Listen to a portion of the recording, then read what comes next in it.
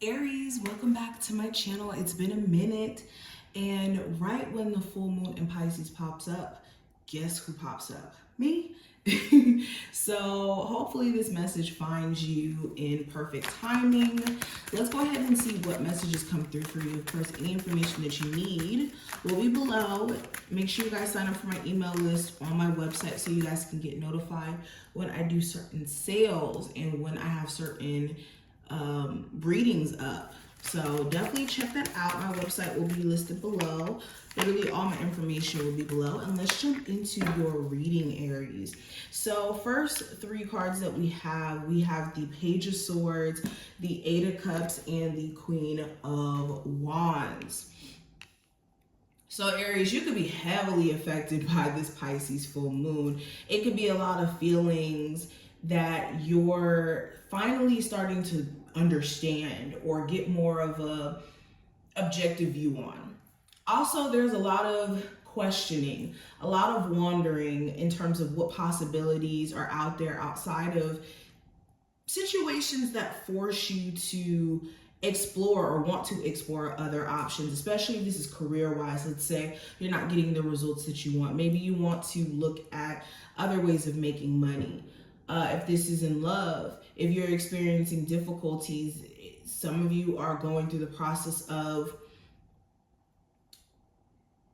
some of you guys are going through the process of exploring other opportunities romantically. It just kind of feels like you're being pushed into this space of exploring your options, or even realizing that you may have had options after being so disconnected because of your emotional disappointment connected to a particular outcome. I also feel like, Aries, you got somebody who's really spying on you, like keeping tabs on you. You may not even be aware of it, so definitely just be aware of who you give certain pieces of information, who you let into your space. You could also have certain petty conversations, especially if this is with an air sign or a fire sign here, in regards to the zodiac sign. There could be a conversation that pops up in the next couple of days where someone is either trying to pick a fight with you, or it's an argument that starts over something petty in nature. But it could cause you, in this argument, it may cause you to look at this person a little bit different, considering the nature of the argument. It's interesting. Let's keep going. If you have a business, you could be wanting to explore other ways of taking your business to the next level, or skills that you could add to what you already do. I also have the Temperance card and the Strength card here in reverse. So you're getting real impatient with someone, going into their ego whenever they get upset. And when I say go into their ego, they could do things out of spite. They could say things that they don't necessarily mean. They could make heated choices or decisions and then want to backtrack from them later. You could also be tired of someone's stubborn nature here, especially if you're dealing with a Leo or a Sagittarius. A lot of you are just losing a sense of patience for BS. And a lot of you have already been in a space of trying to protect your energy, but this is you realizing that you really need to reinforce that after letting certain individuals come back around, after you maybe being reached out to and you having a level of interest in seeing if they're genuine. It just feels like your patience has ran out. You guys could also be looking at where you want to be more confident in certain areas in your life. When it comes to your career, maybe you could have certain insecurities with you not being exactly where you want to be.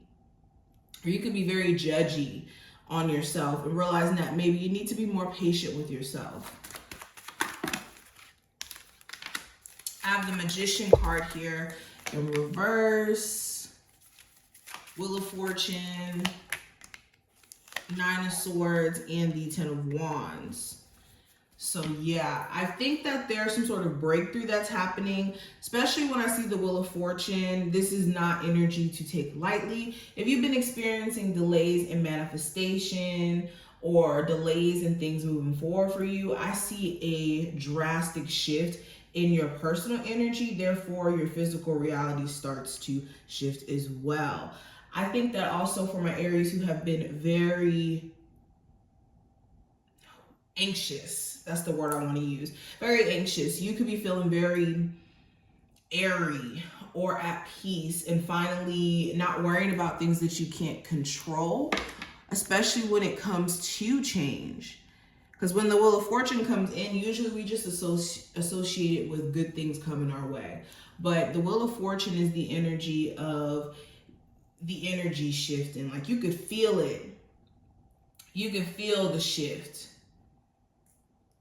Beyond see it.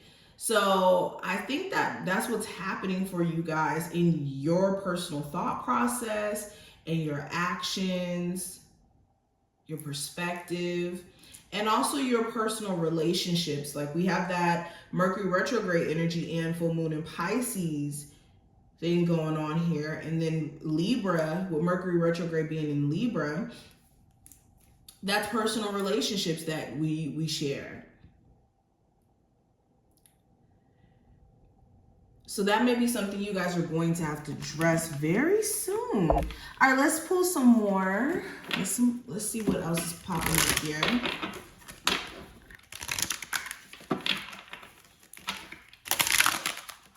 Aries.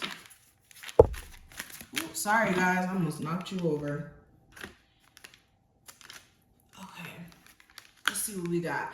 So we have balance. I bring a state of perfect harmony into my world, and I do so without judgment. So this is making sure that you recognize or have self-awareness in moments where you lose yourself. It's okay. It's okay. The key to balance is understanding that there's going to be ups and downs, but there's a need for you to find your footing or reel it in so that you can get to a point of balance a lot quicker. Okay, what throws us off if I could talk. What throws us off, I guess today, I can't get the message out. What throws us off balance is the fact that we let our emotions go into our problem solving or finding solutions. And it's okay. Have your emotional moment. Have a moment where you recognize where you have fallen short and then find solution in that. Don't exist in a negative space to a point to where you forget to look at the solution. I think that also personal balance is something you guys need to prioritize as well. A balance in me time and being in your relationships, a balance between working and having personal time for yourself and family and other things. There needs to always be a priority around balance. Now we also have service. I feel good when I can help others. In the next couple of days, you could be wanting to build boundaries in maybe overextending yourself to other people so much. You could have certain individuals ask you for money or put you in positions to where you feel like you have to help them financially. And although, this is something that you don't mind doing, or let me rephrase that. Even though this is something that you would do for this family member, this friend, whoever this individual is, it just kind of feels like you're being taken for granted in some way. And a lot of you are just, like I said, your patience is very thin in terms of certain things here. We have peace. I am a being of love and I release all negative energy. So this feels like prioritizing your mental peace. Where do you have certain energies around you that take you out of your zen, your space of harmony? How can you ensure that your mental health stays at a balance point? And there is a such thing as prioritizing peace. You have to make sure that you are prioritizing your own level of peace, because who else is going to do it for you? Okay. Let's pull two more.